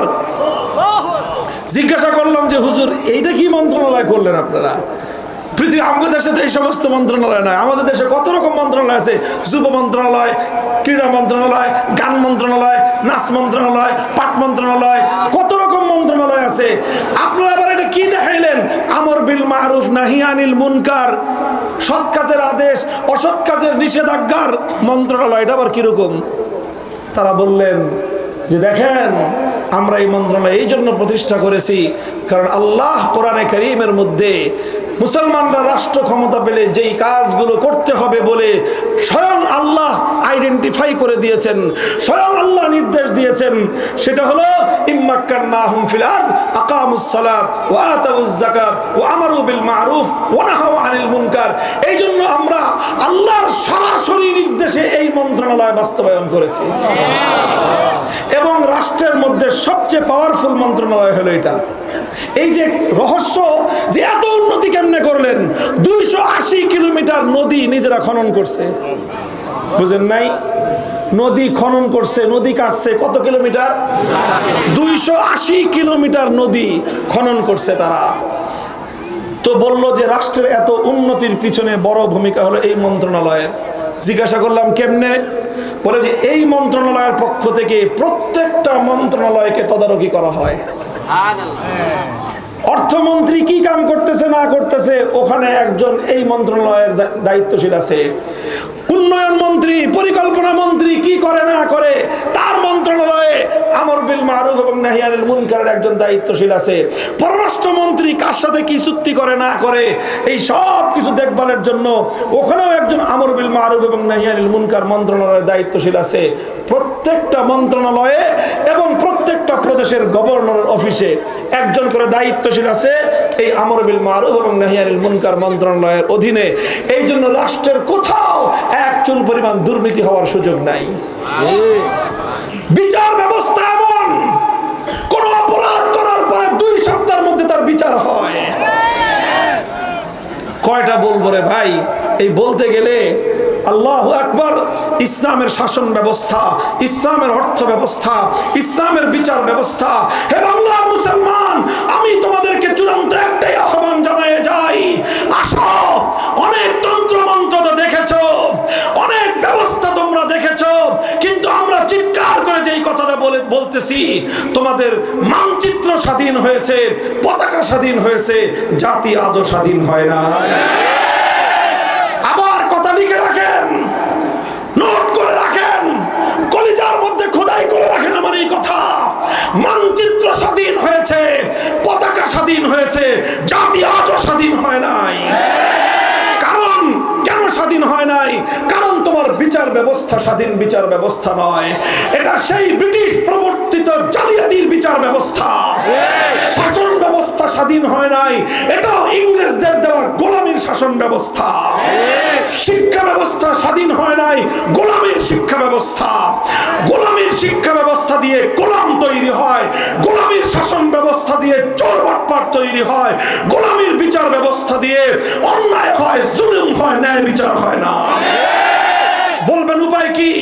উপায় একটাই, মানচিত্র স্বাধীন করেছি, পতাকা স্বাধীন করেছি, এবার এই জাতিকে মুক্ত এবং স্বাধীন করতে হবে। বলবেন জাতিকে মুক্ত আর স্বাধীন করার উপায় কি? উপায় একটাই, সমাজ ব্যবস্থার মধ্যে জাহিলিয়াত, গোলামি, অন্ধকার, ব্রিটিশ প্রবর্তিত ইহুদি খ্রিস্টানদের যত রকম অন্যায় ব্যবস্থাপনা মুসলিম সমাজের মধ্যে গেড়ে বসেছে, প্রতিটি ব্যবস্থাকে শেকড় সদ্ধ উপরে ফেলতে হবে।